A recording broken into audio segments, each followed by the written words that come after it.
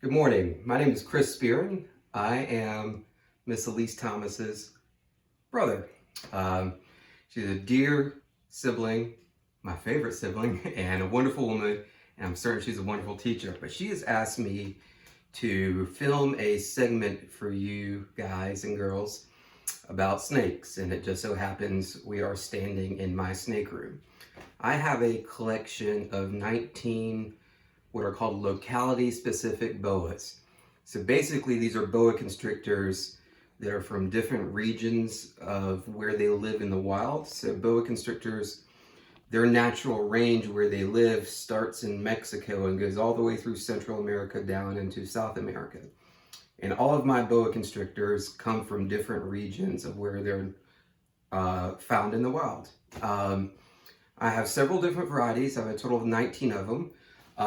They're all in different cage setups. So if you look closely over through here, and even at the cages over here, they're all designed relatively the same. They have various sources of heat. They have heat pads underneath them and lights on top of them, and they have hide boxes of different types and clean drinking water bowl there and substrate and everything else. And snakes, like all reptiles, are what are called ectotherms. These are cold-blooded animals that have to what's called thermoregulate, which means not like humans, we maintain our own body temperature.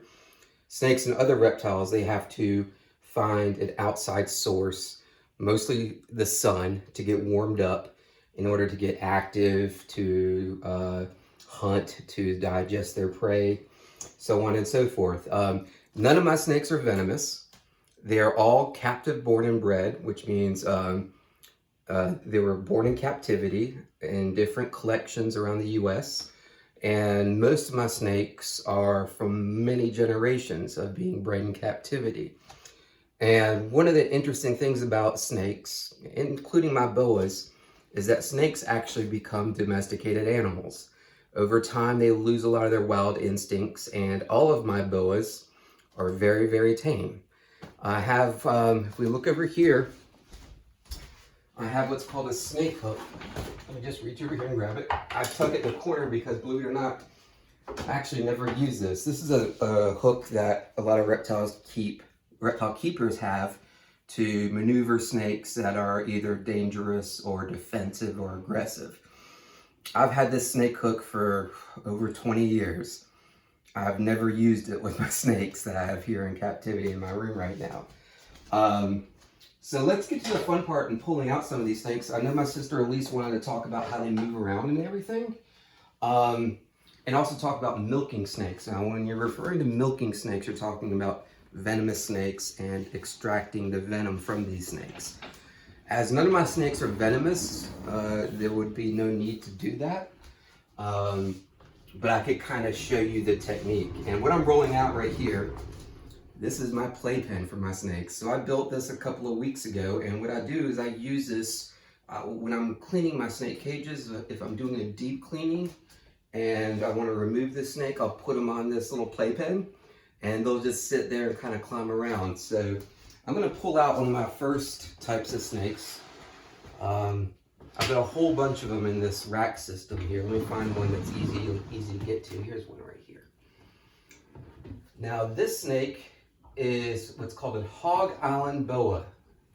Now this snake right here, its wild ancestors came from an island off Honduras called the Hog Islands.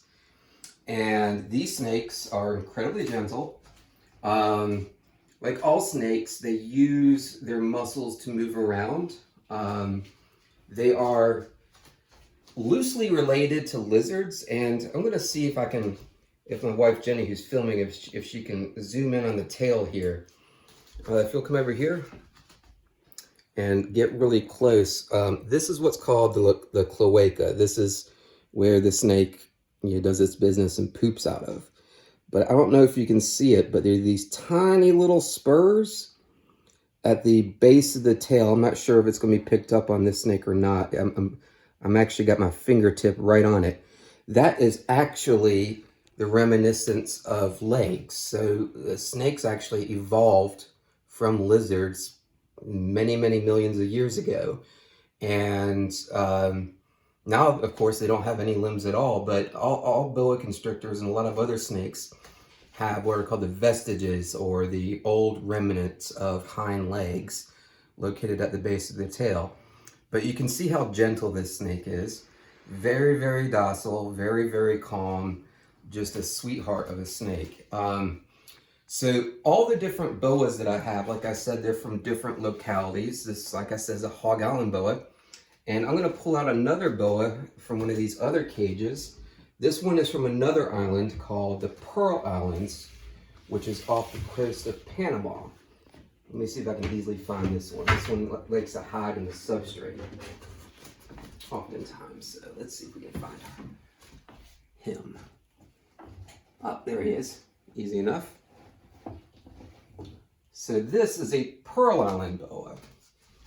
And at first glance, they look very similar, but let me put them side by side. You see the difference there? How this snake has a lot of pattern, this one, the Hog Island boa, and this one has a very reduced pattern, almost no pattern at all. And these snakes evolved on an island where, both these snakes evolved on islands where their color and their pattern matches their environment. So, in the case of the Hog Island boas, the Hog Islands were built on a fossilized coral reef. So the ground in the Hog Islands looks very similar to the color of this snake. And the Pearl Island boas, they grew up, they're from an area that has a lot of like ground leaf litter that's brown, similar to like South Carolina. If you look at the ground in the fall and you see all these browns and oranges, this snake evolved on an island similar to that, where it tries to blend in with its environment. So this guy, he likes to move around a lot. So I'm going to put him up real quick. And while I've got that Hog Island boa right there, I'll pull out, let's see here. These over here are little youngsters. These are Guyana red-tailed boas. Now, the country of Guyana is in South America. And the two island boas that I've showed you, they're from Central America, which is closer to the US. So these guys, Guyana, these are Amazonian-based boas. They're often called true red-tailed boas because look at the beautiful tail on that snake. It is just gorgeous.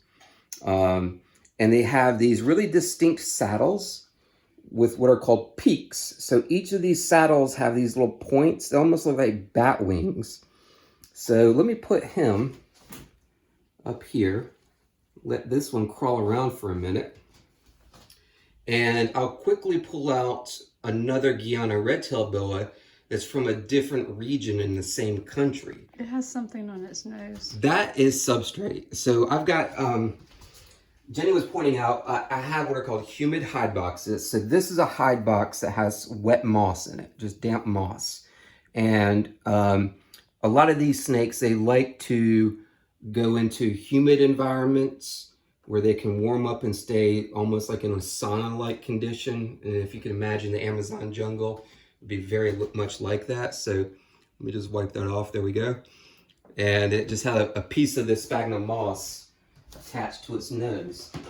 But these snakes, even within their own country, they can look very, very different. So what I'm going to do is I'm going to pull out another type of Guyana red-tailed boa. Again, this is from the same country, but from a different region. And you will see how vastly different this snake looks. I'm not going to take it out for very long because it just ate yesterday. But this is called a Parsons line Guyana red-tailed boa. And this snake here, I'm just going to take a brief look now. Compare a regular Guyana boa to the Parsons line. One obvious distinction is that the saddles are all connected. There's lines that run down the side of this snake that connect all the saddles.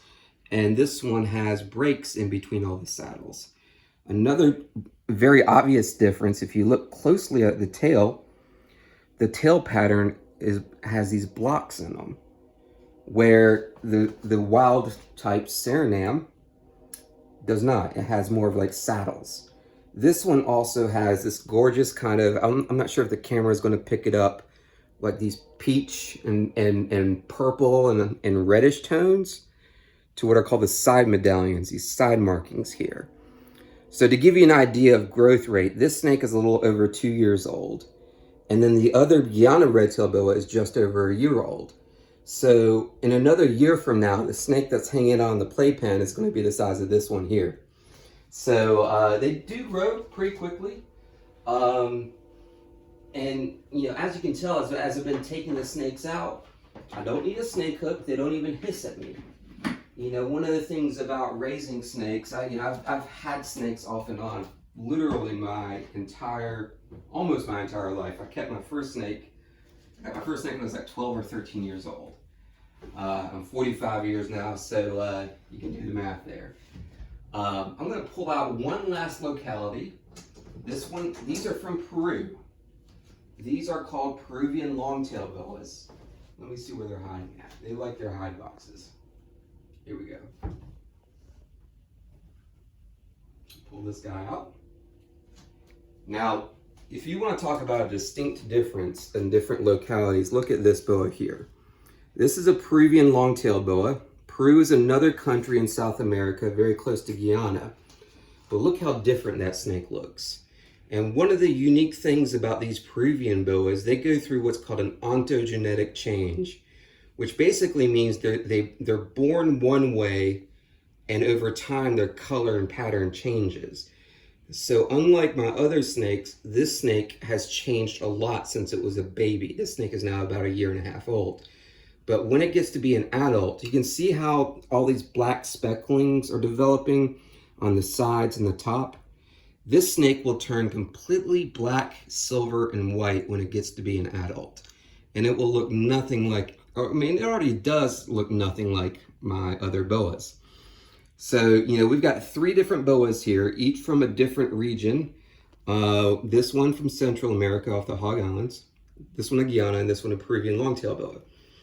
But when it comes to what my sister Lisa was talking about, milking snakes, okay, basically what you would have to do if this was a venomous snake, you would pin the head down, you would grab the snake gently behind the head, and then you would put its head on a cup and let it bite down on it. And then the fangs of that venomous snake would then excrete the venom into the cup, and then they would collect it. Why do they do that? They do that for a variety of reasons. One of the main reasons is to produce what's called anti-venom. You know, there's venomous snakes throughout the entire world. Occasionally people get bit, and they make an anti-venom out of the venom of the snakes that help cure people from the venomous snake bite. Different pharmaceutical companies also use snake venom to develop different kinds of drugs. They use it to make cancer treating drugs. They use it to make heart medicines, all kinds of different things. So snake venom is very, very complex. There's basically 2 types of venom. One's called neurotoxin, which affects the nervous system. And then the other one is called hemotoxin, which basically destroys blood tissue. Those are the basic differences. We're now about 13 minutes in, so I'm going to wrap this up. Thank you all for your time. Hopefully there might be another chance for us to do like a live feed and like a question and answer session, but I'm going to upload this video to YouTube and send it to my sister, and hopefully you guys will learn something and enjoy it. Thanks a lot, you guys.